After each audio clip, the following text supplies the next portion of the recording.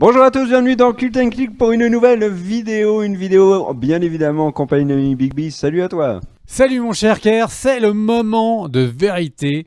C'est la battle, c'est ton top 5 contre mon top 5 des films de super-héros que nous préférons, lesquels sont pour nous au-dessus des autres.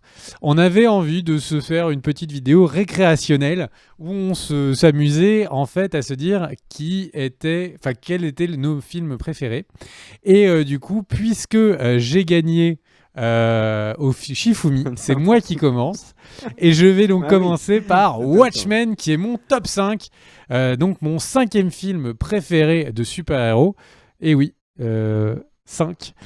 Et a raison, j'ai envie de dire. Alors, beaucoup de personnes dans les commentaires sur les derniers jours nous ont dit qu'il s'appelait Gérard Schneider. Ça se prononce Zack Schneider. Attention, faites attention à bien prononcer. Et en fait, Zack Schneider est un réalisateur qui s'est fait connaître sur des films comme Justice League. Non, bon, surtout sur 300 et sur Watchmen. Et en fait, notre ami Schneider, eh bien, il a vraiment, je pense, réussi le film parce qu'il n'a pas eu peur de censurer le comics. Il n'a pas eu peur de ne pas aller dans la psyché des personnages. Watchmen, ce sont des personnages, ce sont des héros qui sont torturés, ce sont des personnages où en fait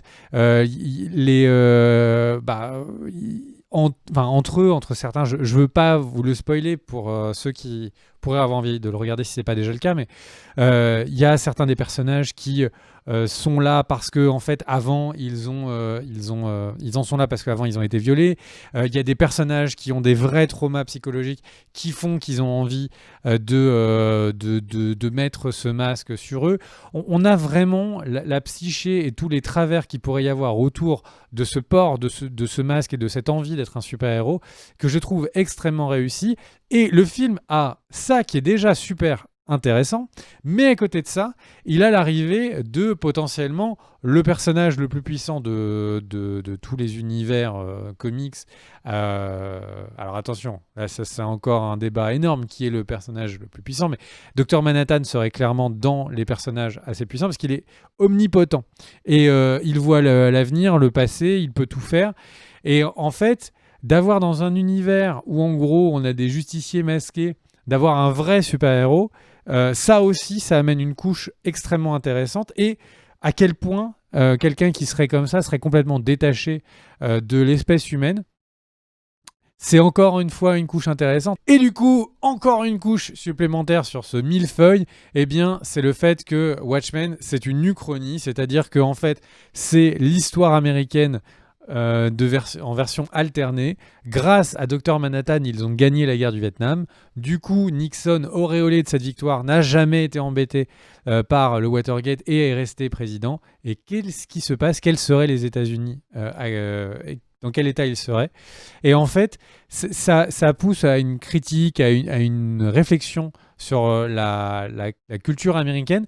Et tout ça mêlé par encore des couches supplémentaires d'intérêt, le fait qu'on a Andy Mandias qui est un personnage qui est extrêmement surprenant. Bref, une fin extrêmement réussie, beaucoup de extrêmement dans mes phrases, mais vraiment Watchmen, un film à regarder, et j'allais enchaîner pour vous dire que c'est aussi une série à regarder, une des meilleures séries de ces dernières années, et clairement une série de super-héros sans aucun doute, mais une série de science-fiction exceptionnelle, qui est une suite parfaite, je trouve, au film. Donc voilà, Watchmen, excellent, numéro 5 de mon top. Que dire de plus? À toi pour ton 5. Eh ben mon numéro 5, je pense, va mettre tout le monde d'accord, c'est Electra avec Jennifer Garner. Non, c'est pas ça, pardon. Mon numéro 5, mon vrai, c'est Avengers Infinity War, Avengers 3, réalisé par les frères Russo.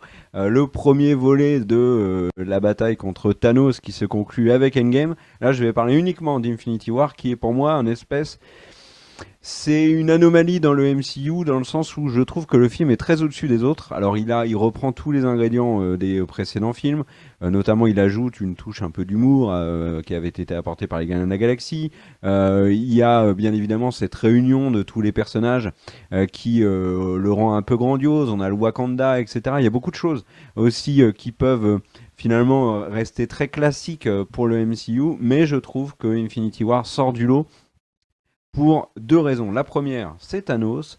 Alors d'abord, il y a la manière d'aborder le film. On se rend compte finalement en deuxième lecture, quand on l'a terminé, que le personnage principal d'Infinity War, c'est Thanos, et ce n'est pas les super-héros. C'était une espèce de course effrénée pour empêcher Thanos de gagner quelque chose qui de toute façon gagnera.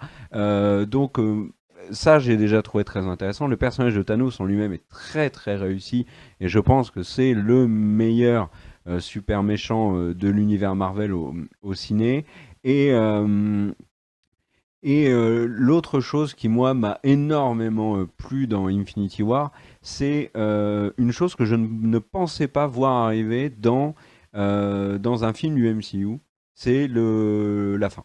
La fin m'a énormément étonné, donc le snap, le fait que le film se termine de manière très négative, nous laisse pendant un an avec toutes les possibles théories, bien évidemment, on s'est régalé, mais dans les faits, un film comme ça, où le méchant prend le dessus, finalement, la scène d'intro nous laissait un peu comprendre, hein. Moi, quand j'avais vu la scène d'intro, je me disais, waouh, mais en fait, ça tombe, ça va être une boucherie tout le film, mais ils vont s'en sortir à la fin, je ne sais pas comment. Et au final, non. Et j'ai trouvé ça vraiment euh, audacieux, entre Bah merci guillemets, de pour la le part spoil de, hein, de quand même. Marvel. Parce que, oui, bon, on s'en fout.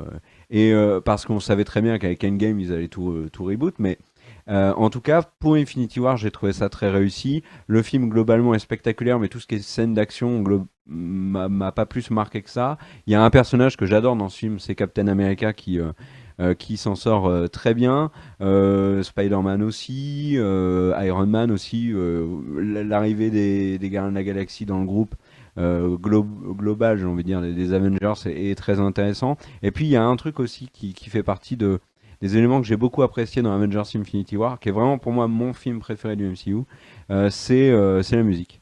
La musique que j'ai trouvée très réussie, ça faisait un moment qu'il n'y avait pas eu des thèmes qui étaient ressortis des films du MCU. Il y avait pour moi bien évidemment toute la BO des Gardiens de la Galaxie qui est très réussie. Il y avait aussi beaucoup de morceaux de Black Panther que je trouvais très réussis. Mais là pour le coup Infinity War et Endgame derrière a apporté aussi tout son lot de morceaux que j'aime écouter régulièrement. Donc voilà, cinquième pour moi, Avengers Infinity War. Quel est ton quatrième?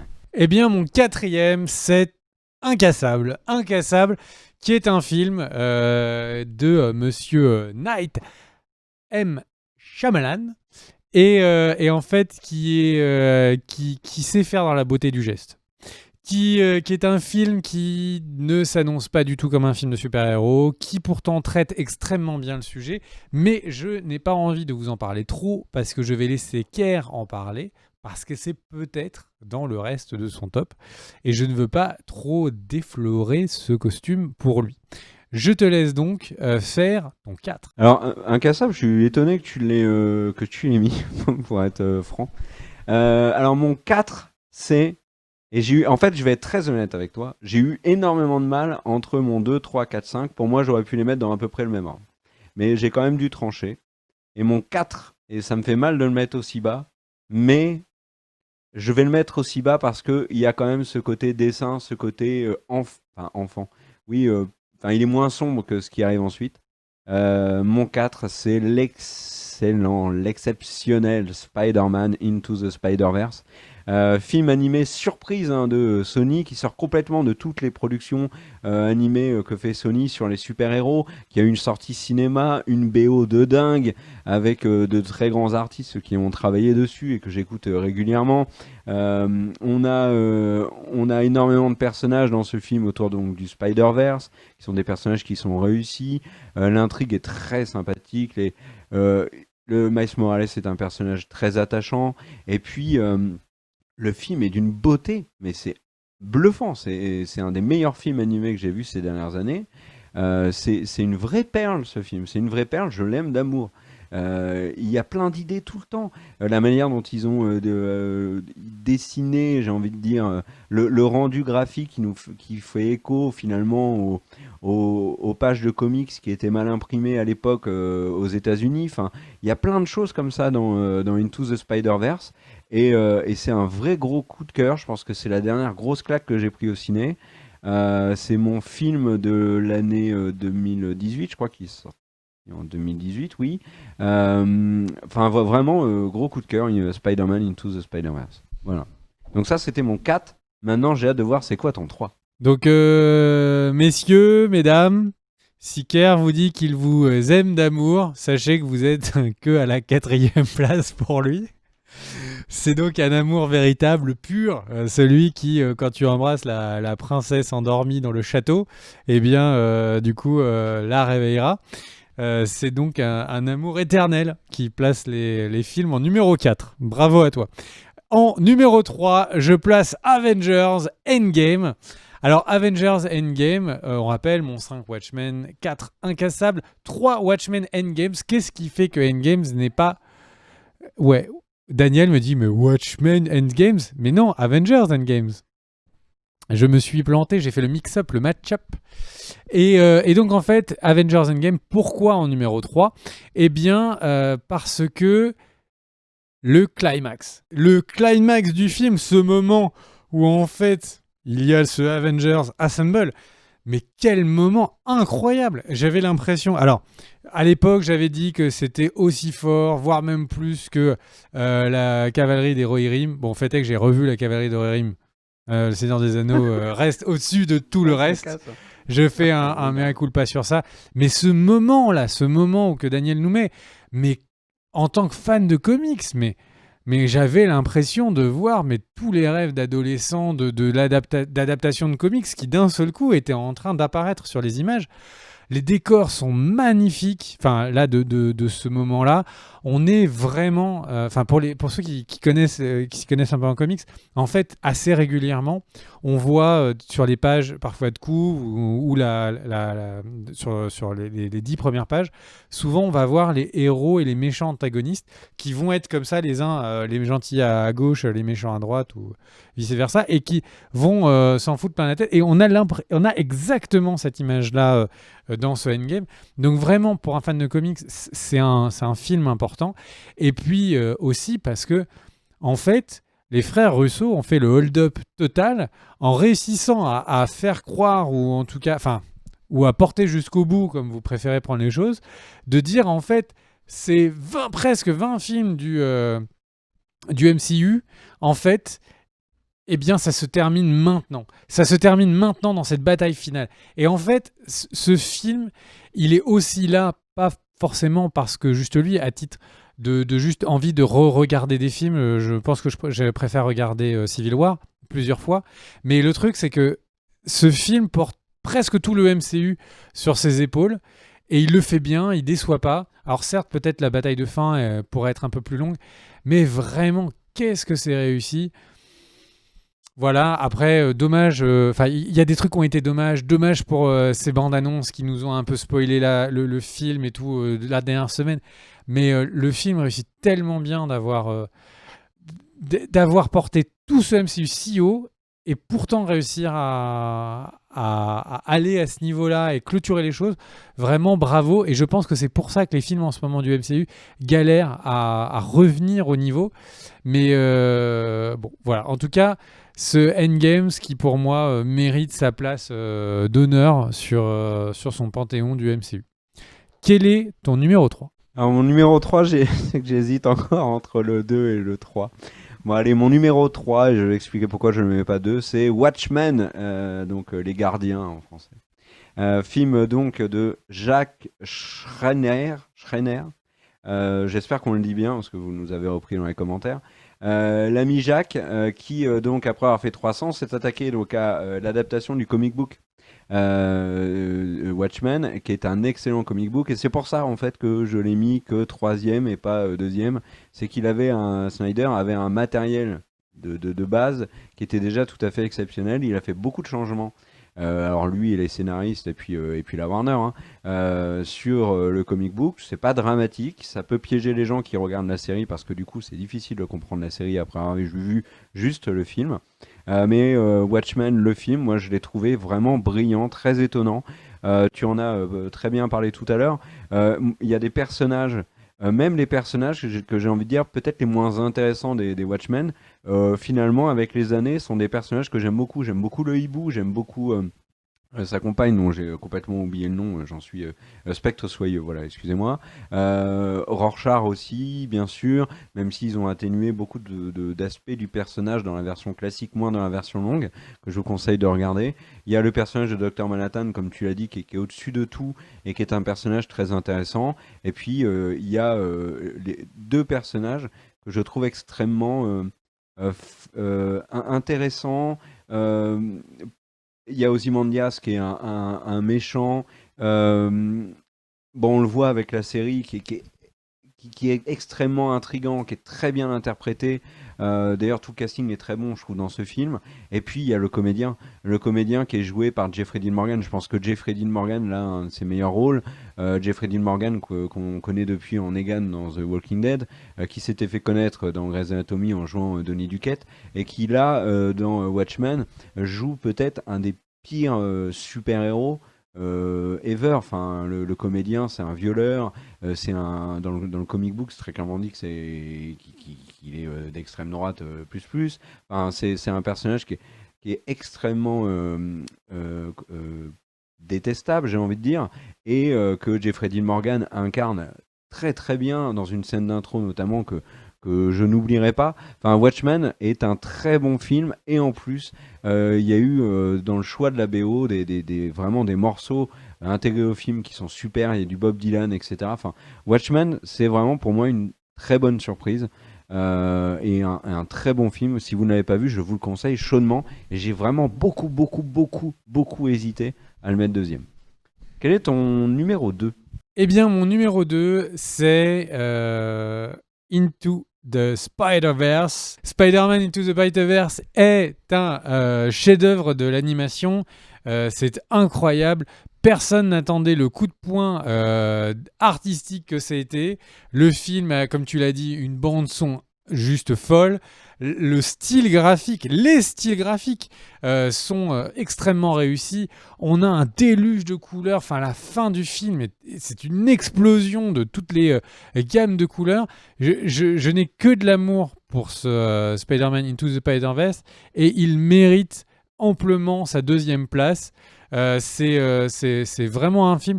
J'espère énormément que le 2 sera réussi. Vraiment, qu'est-ce que ce film a incroyablement tout réussi. Tout le monde pensait que le fait qu'il y ait des dimensions et qu'il y ait des Spider-Man d'autres dimensions qui arrivent, tout le monde allait ne rien comprendre. Le film est d'une clarté exemplaire. Enfin, vraiment, ce film réussit tout. Les personnages sont intéressants. Le jeune Miles Morales, qui a quand même sur les épaules de devoir remplacer l'amour qu'on peut avoir pour le personnage de Peter Parker, au final, ça se passe, mais d'une facilité déconcertante. Vraiment, je trouve que c'est une réussite avec un grand R. Donc, évidemment, la deuxième place du classement. Parce que, bon, le 1 est inattaquable, il est au-dessus de tout le reste, il est au-dessus des cieux, mais dans le monde des mortels, Spider-Man Into the Spider-Verse est une réussite incroyable. Je te laisse donc la place pour ton numéro 2, mon cher Pierre. Alors, mon numéro 2, c'est The Dark Knight, le film de Christopher Nolan, le deuxième volet de sa trilogie commencée par Begins, terminée par Rises. Alors, je vais faire très court, hein, parce qu'on va en faire une vidéo plus développée pour parler des trois films. Mais pourquoi The Dark Knight? Parce que la réalisation de Nolan est impeccable. Il y a toujours ce sentiment un peu de grandeur qui ressort de personnages. Déjà, le Batman est majestueux avec cette dernière phrase. Le héros qu'on ne mérite pas, il est le chevalier noir. Il y a tous ces personnages secondaires, ces intrigues qui sont très réussies. Ce Gotham qui me parle beaucoup. Et puis, bien évidemment, le Joker, Heath Ledger, qui est un personnage bluffant parce que insaisissable, on ne sait jamais où il est, on ne sait jamais pourquoi il fait ça, etc. Enfin, Voilà, The Dark Knight pour moi c'est très clairement un très grand film. Je vous le conseille chaudement et je suis pas le seul à le conseiller. Donc voilà. Et avant que tu nous dises ton numéro 1, mon cher Bigby, je te propose qu'on fasse quelques mentions honorables, ceux qui ne sont pas dans le top 5, mais qui comme méritent quand même qu'on parle d'eux. Mes mentions honorables, j'en ai plusieurs. Je vais aller donc très vite pour pas passer la vidéo dessus. Le premier, c'est Logan. Je trouve que c'était une réinvention du personnage qui est extrêmement réussie. Donc Logan, vraiment un gros coup de cœur et une très très belle conclusion à ce qu'a réussi à faire Hugh Jackman avec ce personnage. Ma deuxième mention spéciale, c'est Civil War, parce que je sais pas pourquoi, mais il y a un côté buddy movie qui fait que j'aime bien revoir ce film. Vraiment un coup de cœur Civil War. Le troisième, c'est Joker, parce que je ne voulais pas mettre dans mon classement de films de super-héros un film qui est un film de super méchant, mais Joker artistiquement, enfin, le film est est vraiment trop réussi. La performance de jeu d'acteur est exceptionnelle. The Rocketeer, qui ne mérite pas une place dans un top 5, mais qui mérite une mention honorable parce que c'est le film de super-héros de mon enfance. Batman Returns, parce que c'est pareil, il faut pas oublier ces anciens Batman qui ont fait vraiment les couleurs et je pense l'imagerie autour du personnage actuel. Batman Rises, parce que je pense que son plus grand défaut, c'est d'arriver après le Dark Knight. Le film a des défauts, mais il reste hyper costaud sur plein des points. Et X-Men 2, parce que c'est mon petit doudou. C'est le film de X-Men que j'ai beaucoup aimé aller voir à plusieurs reprises au cinéma. Quelles sont tes mentions honorables, mon cher K? Moi j'ai envie de dire Spider-Man 2 qui à l'époque m'avait vraiment beaucoup plu. Avec Octopus, etc. Enfin, c'était un film que j'ai trouvé très réussi. Dans le MCU, j'ai envie de citer Les Gardiens de la Galaxie quand même, parce qu'ils ont apporté une touche d'humour qui était déjà un tout petit peu présente, notamment avec le côté un peu cynique de Tony Stark, mais pas plus que ça. Et là, dans Les Gardiens de la Galaxie, moi je me suis éclaté, je l'ai vu plusieurs fois au ciné. Je rigole toujours comme un fou avec la scène de la prothèse. Enfin, il y a les Gardiens de la Galaxie, puis en plus il est étonnant, tu sais, il y a vraiment des scènes qui sont touchantes, il y a une magnifique BO, enfin, les Gardiens de la Galaxie c'est une vraie surprise. Le premier Avengers aussi était très bon, je trouve. Et puis j'ai envie de citer, alors, j'en ai sûrement oublié qui mériteraient qu'on les cite, mais voilà. Il y a deux scènes que j'ai envie de citer. Je suis pas aussi dithyrambique que toi sur le Avengers Assemble. Parce que je trouve qu'après, mais quand même, elle déboîte la scène. Elle déboîte.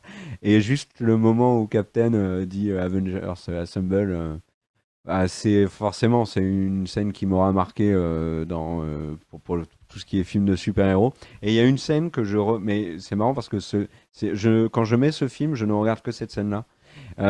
C'est la scène des tranchées de Wonder Woman. J'en ai déjà parlé, mais je trouve que la musique, le morceau No Man's Land, est excellent et la scène, je la trouve ouf. Donc voilà pour mes mentions honorables. Et je te laisse maintenant du coup dire qui est ton number one, qui est ton GOAT, ton MVP. Alors, mon number one, et j'espère votre number one, c'est le Dark Knight. Le Dark Knight est un film de super-héros extrêmement réussi. Mais c'est avant tout, je suis persuadé que c'est un des plus grands films sur les 20 dernières années. Entre 2000 et 2020, je pense que c'est tout simplement un des meilleurs films. Et le truc, c'est que la sous-catégorie des films de super-héros, on pourrait dire maintenant, elle est tellement omniprésente qu'il y a des films de super-héros qui sont des films de super-héros d'horreur, des films de super-héros plus enfance, etc. Mais le Dark Knight, c'est juste un grand film tout court, point barre. Christian Bale, c'est un acteur qui était à ce moment où le film sort, et à mon avis dans le top 5, voire dans le top 3 des meilleurs acteurs du moment. Il y a Christopher Nolan, qui est, au moment où le film sort, peut-être le meilleur réalisateur en place. Il a, juste après le succès qui est Batman Begins, les mains complètement libres pour faire ce qu'il veut. Du coup, Warner accepte qu'il refasse des cascades réelles et non pas de faire de la 3D ou des choses qui étaient en train d'amochir beaucoup les films de l'époque. Et c'est un film que vous pouvez revoir 10 fois. Vous reverrez toujours à quel point le scénario, à chaque fois, va placer des petits cailloux pour dire attends, ça t'annonce qu'il y aura ça plus tard. Le scénario tient exemplairement bien la route. Le Heath Ledger, je pense qu'aucun film n'a aussi bien compris le personnage du Joker que le Dark Knight, parce qu'on n'en sait rien, c'est juste une force du chaos. Et enfin bref, on va faire une vidéo spécifique sur la trilogie du Dark Knight, donc je vais pas m'étendre plus que ça, mais pour moi, c'est juste un film majeur à plein d'égards, qui a posé plein de choses pour la suite dans le cinéma, qui a changé une manière de montrer de l'action, une manière de raconter les histoires de super-héros, qui a vraiment fait tout passer d'un cran. Et du coup, il est évidemment... Enfin, pour moi, c'est une évidence. Il est au-dessus de tout le reste. Alors après, il y a une part de goût, évidemment. Mais je le place tellement loin au-dessus du reste que sur mon top à moi, il n'y a pas de discussion. Quel est ton avis à toi? Quel est ton top 1, mon cher Kerr? Alors, figure-toi que mon top 1, je n'y avais pas pensé. Je n'y avais pas pensé parce que j'étais en train de me prendre la tête à savoir si c'était The Dark Knight ou Watchmen ou Spider-Verse. Et en fait, bah, je me suis dit, mais ça, c'est un film de super-héros. Donc c'est pour ça que tout à l'heure, je disais que j'étais étonné que tu en parles. Parce que mon numéro 1, c'est pour moi incontestablement Incassable de M. Night Shyamalan, film sorti en 2000 en France, avec Bruce Willis, Samuel L. Jackson dans les deux rôles les plus importants. Et il y a Robin Wright aussi, hein, donc on a vu après dans House of Cards. Donc voilà un beau casting et un film qui m'étonne beaucoup. Alors il s'inscrit, il faut qu'on recontextualise un petit peu, c'est un an après la sortie de Sixième Sens, qui était le film surprise de Shyamalan, toujours avec Bruce Willis, qui avait fait énormément parler, qui avait été un énorme carton au box-office, qui était probablement après Titanic le plus gros phénomène ciné sorti dans la fin des années 90, début 2000. Et Shyamalan était énormément attendu au tournant avec Incassable, notamment parce que, bah voilà, avec la fin surprenante de Sixième Sens, on s'attendait à une fin surprenante d'Incassable. Et c'est justement cette fin surprenante d'Incassable qui fait que, bah oui, on est bel et bien face à un film de super-héros, qui, pour moi, a d'énormes forces. D'abord, la première, c'est la mise en scène de M. Night Shyamalan, que je trouve absolument excellente. Et puis surtout, il a réussi à obtenir le meilleur de Bruce Willis. Je n'ai jamais vu Bruce Willis aussi bon que dans Incassable. Il est extrêmement touchant, tant dans la relation qu'il a avec Audrey, sa femme, qu'avec Joseph, son fils. Il y a des moments de complicité avec son fils qui sont, je trouve, très réussis. Et puis, il y a des scènes qui te marquent énormément. Moi, la scène de la piscine avec la musique, donc je crois le morceau s'appelle Visions à ce moment-là.